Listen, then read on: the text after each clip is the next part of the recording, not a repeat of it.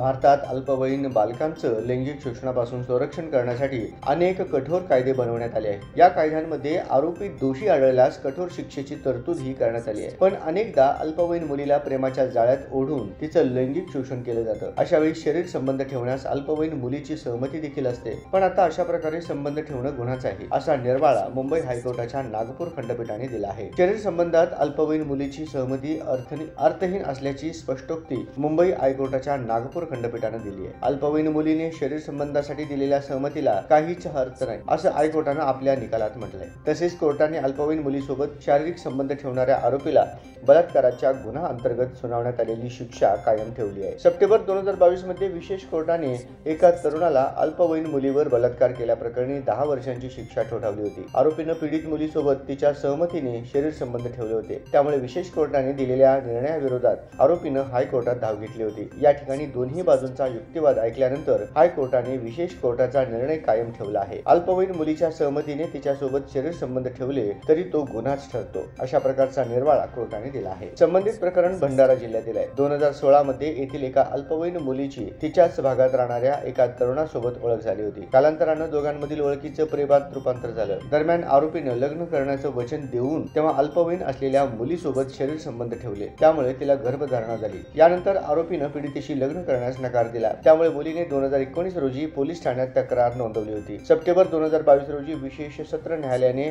आरोपीला या प्रकरणी 10 वर्षांची शिक्षा सुनावली होती। त्या निर्णयाविरोधात आरोपीनं उच्च न्यायालयात अपील दाखल केले होते, मात्र ते अपील हायकोर्टानं फेटाळलं। शरीर संबंधात अल्पवयीन मुलीची सहमती अर्थहीन असल्याचं कोर्टानं म्हटलंय।